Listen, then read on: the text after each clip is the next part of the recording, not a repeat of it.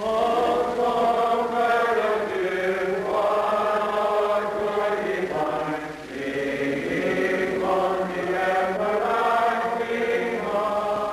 ye into all the world and preach the gospel to every creature.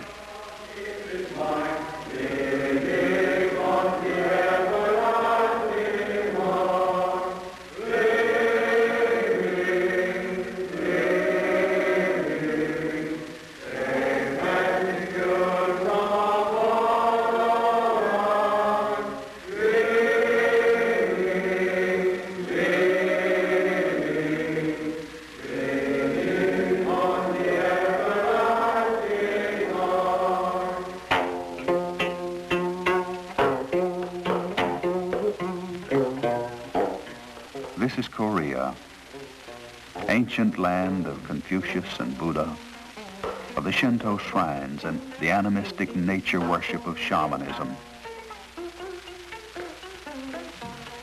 Land of the morning calm. This is Korea, where millions are receptive to the gospel and waiting to be baptized into Jesus Christ.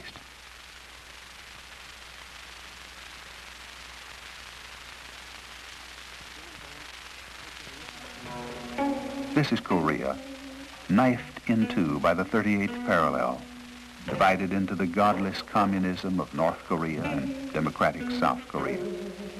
This is Korea, target through the centuries of invasions, annexations, and occupations by China and Japan. This is Korea, with a recorded moon calendar that dates back 4,300 years, with a history that includes so much foreign rule and occupation that it became an isolationist country and was known at one time as the Hermit Nation. South Korea today is a land of contrasts. The ancient and the modern exist side by side. In Seoul, the ancient capital city, where the hurrying feet of the Korean people reveal the strange mixture of cultures, east and west, high heels, rubber sneakers, turned-up toes, and patent leather. Seoul is a rushing, bustling city of more than 3 million, overcrowded by refugees from the north and by migration from the rural areas.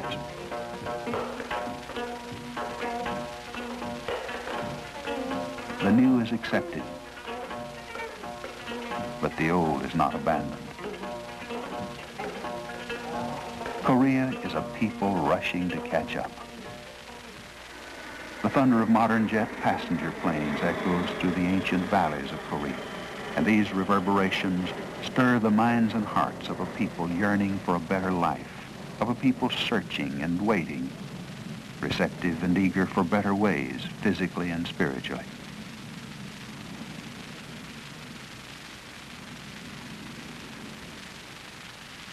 Receptive and eager for education and for the gospel of Jesus Christ.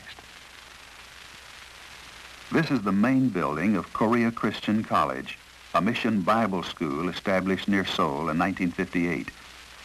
Around this school, directed by missionaries of Churches of Christ, revolves the mission to Korea.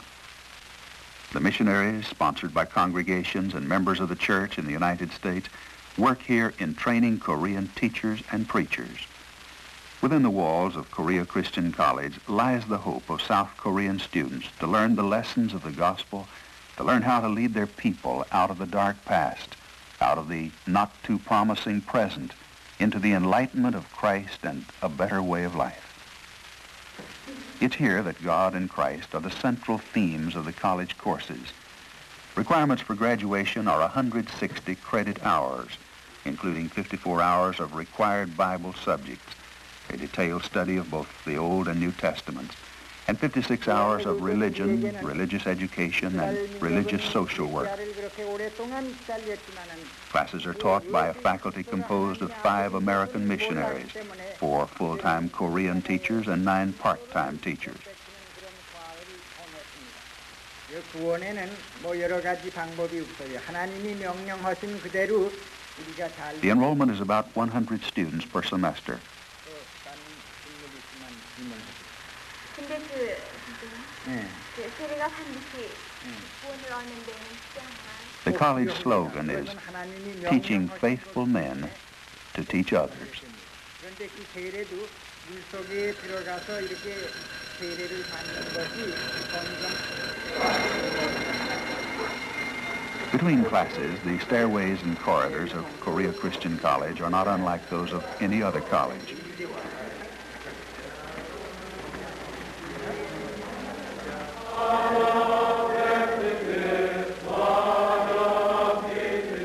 Daily chapel services are attended by all students.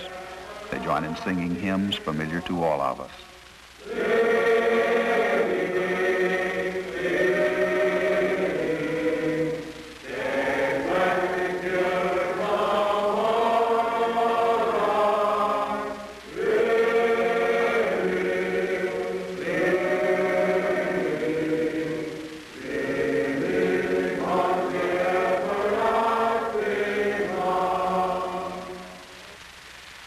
제가 지금 봉독하여 올리겠습니다. 때에 예수를 판 유다가 그의 정죄됨을 보고 스스로 뉘우쳐 그 은 30을 대제사장들과 장로들에게 돌아갔다 주며 가로되 내가 정죄한. A modern girls' dormitory is a few hundred feet from the main building of the college. The tile-roofed brick structure is fully equipped with bath and kitchen facilities and has room to house 32 girl students. The day's activities get underway with songs of faith. The refrain is unmistakable, and the old familiar words communicate their meaning, even in the Korean language.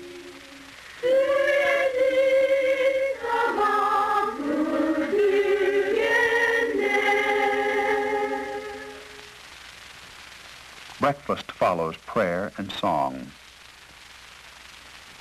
The food is plain but ample, and the girls have hearty appetites.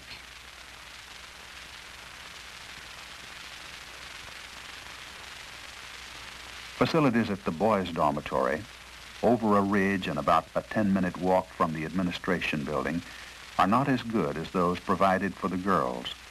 There is now a pressing need for a new boys' dormitory with more room and better facilities.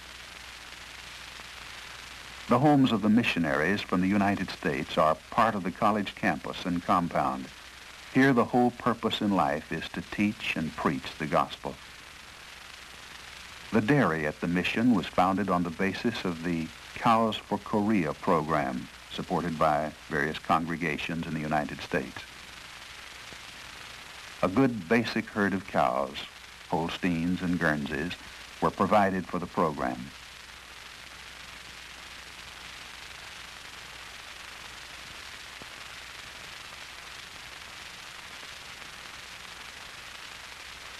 Milk serves the school's needs, as well as those of orphanages, hospitals, and sanatoriums. Heifer calves from the herd have been distributed to many other worthwhile organizations in Korea to start other herds to supplement the diet of undernourished Koreans. The work of the missionaries, inspired by sacrifice and dedication, calls for multiple duties.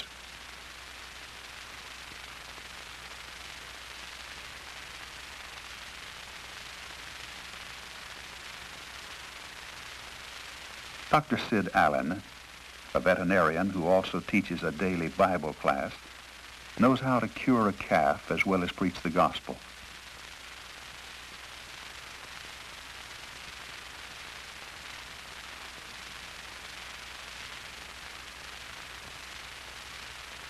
And missionary Ron Nelson also wears another hat as he supervises construction of a new silo at the mission dairy.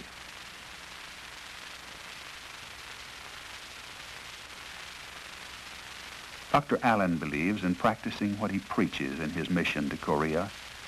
Upon receiving word that a Korean farmer has a sick ox, he sets out to see what can be done to help the man's work animal. Rural roads permit a truck to go only so far, and Dr. Allen resorts to man's oldest form of locomotion, attracting followers like a Pied Piper.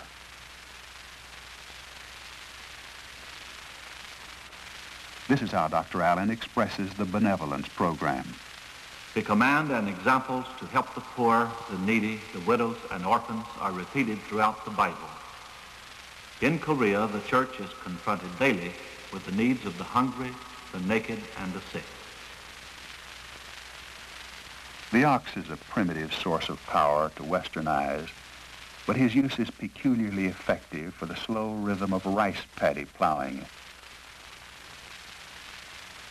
Dr. Allen feels, as do all the missionaries of the Church of Christ in Korea, that the most significant and most lasting benevolence follows the philosophy that the best way to help a person is to help him help himself.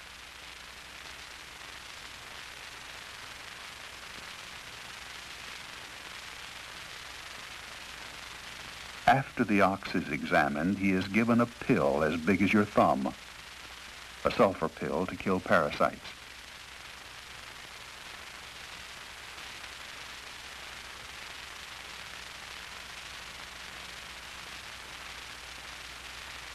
Another sermon and service, a live demonstration of love thy neighbor, has been achieved and gratefully acknowledged. The mission of the Church of Christ to Korea operates a clinic as part of the mission compound to examine and treat needy patients. This, too, is a Christian way to lead Koreans to Christ. Mothers bring their sick children to the clinic for treatment by a full-time nurse.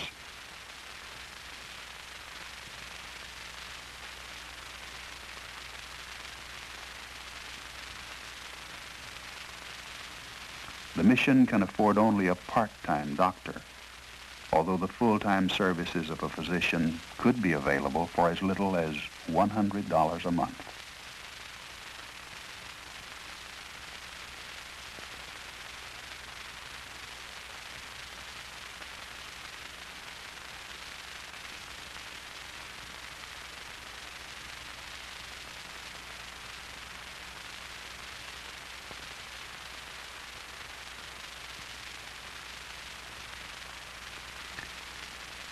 A grateful and relieved Korean mother gets medicine to continue the treatment, and literature on the Christian way for her entire family. Next door is the welfare office, good warm clothing donated by United States congregations to lessen the sting of Korean winters. The distribution of clothing to the Korean people is only part of the mission social welfare program. A valuable instrument of the missionaries is the mission print shop. The press and some of the equipment used in the print shop are old and obsolete. But much of the literature used by the missionaries is printed here. The print shop has one machine which makes the characters of the Korean language into type. Nearly all Koreans are literate and have a high regard for all printed material, most especially literature of good quality printing.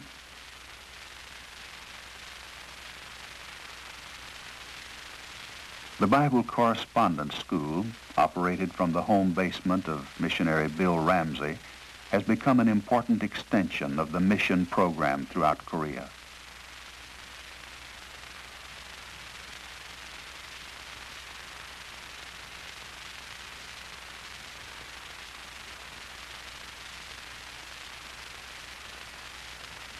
Now serving almost 40,000 Koreans, the Bible Correspondence course has far outgrown its facilities.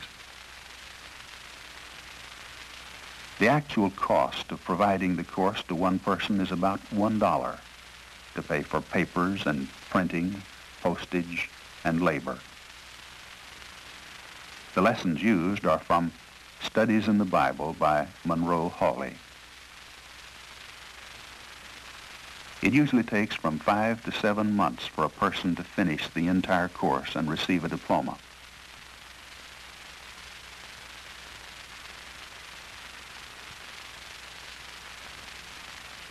Some 2,000 Koreans already have graduated from the course. Of these, great numbers have been baptized, and at least 3 churches have been established as a direct result of the correspondence courses. The thirst for the gospel is great throughout South Korea.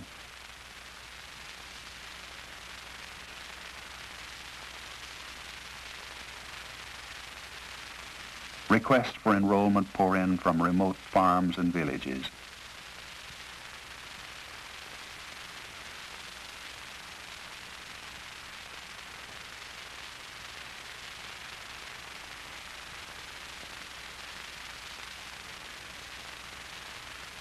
Hope for a knowledge of the Bible and a better life inspired by the gospel truths rides with the requests for enrollment in the correspondence courses, rides with the pleading words on the wheels of the Korean mail service. Unfortunately, hundreds of these requests must be turned down because of a lack of funds and facilities. There's a backlog of more than 5,000 Koreans waiting to begin their correspondence lessons, and the list grows daily.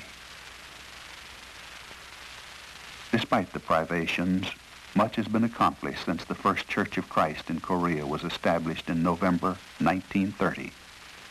That was when S.K. Dong, a Korean converted to Christianity, broke the ice of a Korean river and baptized 20 Koreans into Christ. Many, many others have contributed their time and effort, their inspiration, their sacrifice, and their dedication to the development of the Church of Christ mission to Korea. Men like Dan Hardin, Dean of Korea Christian College, and Malcolm Parsley, who teaches the Bible and preaches the gospel toward the fulfillment of Christ in Korea.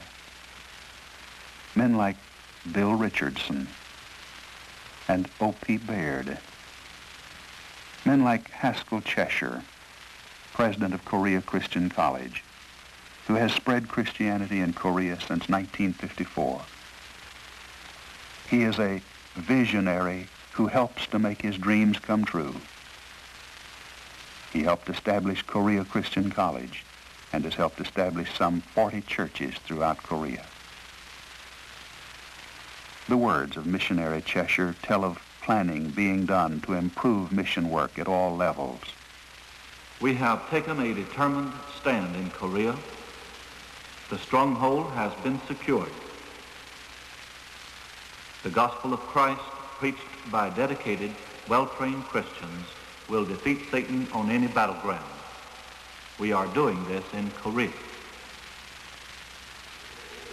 Korean fishermen in their ancient craft suggest a scene on the Sea of Galilee where the fisher of men and his fishermen disciples set a true course for all men, for all time.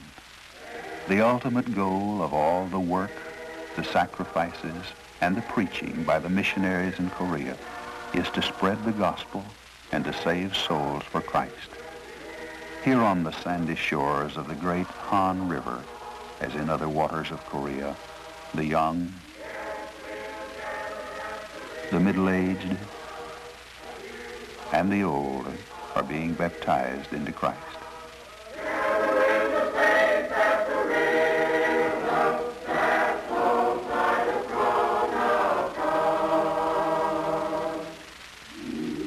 Missionary Cheshire sums it up this way.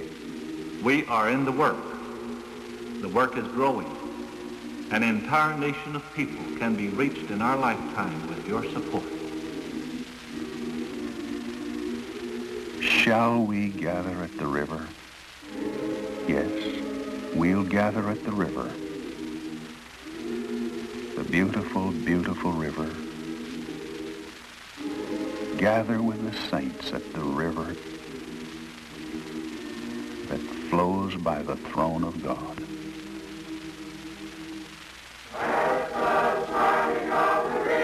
Scenes like this are now being repeated throughout South Korea. You can share in this harvest. Many millions of Koreans are receptive to Christ and are awaiting the word. You can share in this harvest. if you'll only open up your heart and say with Christ, come unto me, and I will give you rest.